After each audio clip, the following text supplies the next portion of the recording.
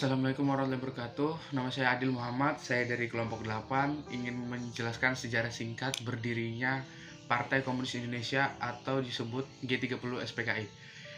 Awal mulanya, latar belakang berdirinya PKI pada awalnya, PKI bukan sebuah organisasi politik, namun sebuah perkumpulan dengan paham Marxis. Klub ini hanya sebuah klub diskusi Partai Buruh Sosialis Demokrat di negeri Belanda yang tinggal dan bekerja di Indonesia atau Hindia Belanda pada masa itu. Organisasi ini didirikan Henk Sneevliet dan kawan-kawan. Aktivitas organisasi ini lama kelamaan sering bersinggungan dengan masalah-masalah politik. Tokoh-tokoh pendirinya melakukan pendekatan kepada tokoh-tokoh pergerakan dalam organisasi Pergerakan Nasional Syarikat Islam. Jadi tokoh-tokoh pendirinya melakukan pendekatan kepada tokoh-tokoh pergerakan dalam organisasi Pergerakan Nasional Syarikat Islam, jadi salah satu organisasi yang berhasil diajak kerjasama. Pada perkembangannya, pengaruh-pengaruh didapat dengan cepat hingga tersebar dan meluas ke sebagian besar anggota syarikat Islam.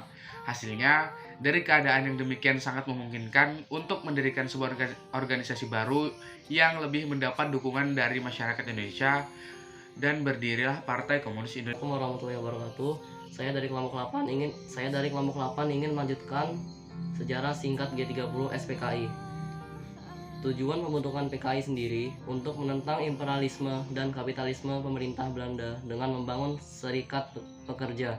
Selain itu, PKI juga bertujuan untuk mempromosikan pentingnya kesadaran politik di antara para petani. Sejarah G30 SPKI. Peristiwa G30 SPKI terjadi pada tahun 1965 dan dimotori oleh Dipa Nusantara Aidit atau DN Aidit, pemimpin terakhir PKI di bawah kendali DN Aidit. Perkembangan PKI semakin nyata walaupun diperoleh melalui sistem parlementer. Beberapa hal lain yang menyebabkan mencuatkan gerakan yang menewaskan para jenderal ini adalah ketidakharmonisan hubungan anggota TNI dan PKI. Pertentangan pun muncul di antara keduanya. Selain itu, desas-desus kesehatan Presiden Soekarno juga turut melatar belakangi pemberontakan G30 SPKI. Krisis ekonomi saat itu menyebabkan kecurigaan bahwa Presiden Soekarno akan diturunkan. Kecurigaan semakin mencuat dan memunculkan desas-desus di masyarakat. Terlebih, menyangkut kesehatan Presiden Soekarno dan Dewan Jenderal Angkatan Darat. Assalamualaikum warahmatullahi wabarakatuh. Saya dari kelompok 8 ingin melanjutkan sejarah singkat G30 SPKI.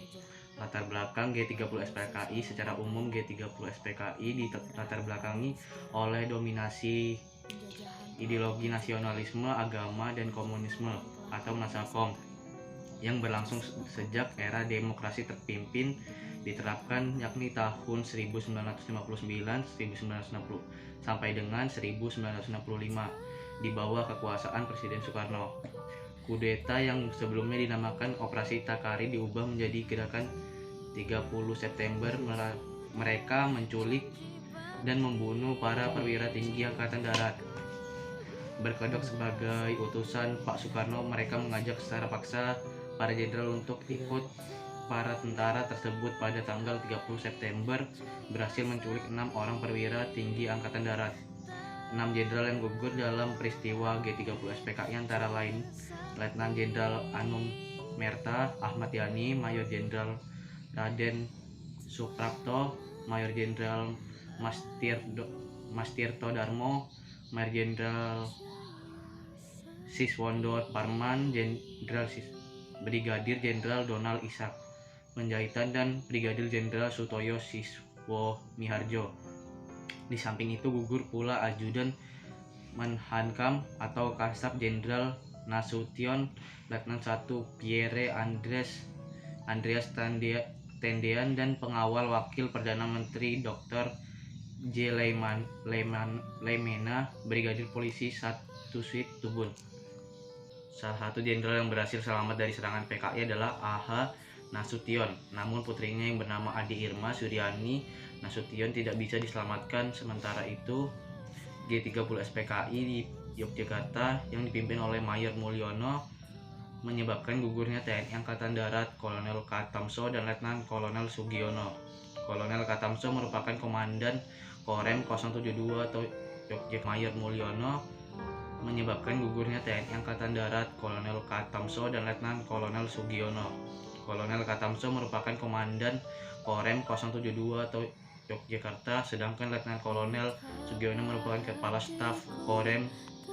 Keduanya diculik dan gugur di desa Kentungan sebelah utara Yogyakarta.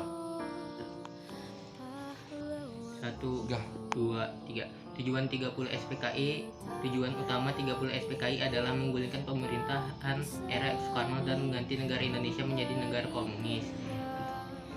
Ada juga beberapa tujuan dari 30 SPKI. 1. Menghancurkan negara kesatuan Republik Indonesia NKRI dan menjadikan sebagai negara komunis. 2. Menyingkirkan TNI Angkatan Darat dan merebut kekuasaan pemerintahan. 3. Mewujudkan cita-cita PKI, yakni menjadikan ideologi komunis dalam membentuk sistem pemerintahan yang digunakan sebagai alat untuk mewujudkan masyarakat komunis. 4. Mengganti ideologi Pancasila dan menjadi ideologi komunis. 5. Kudeta yang dilakukan kepada Presiden Soekarno tak lepas dari rangkaian kegiatan komunis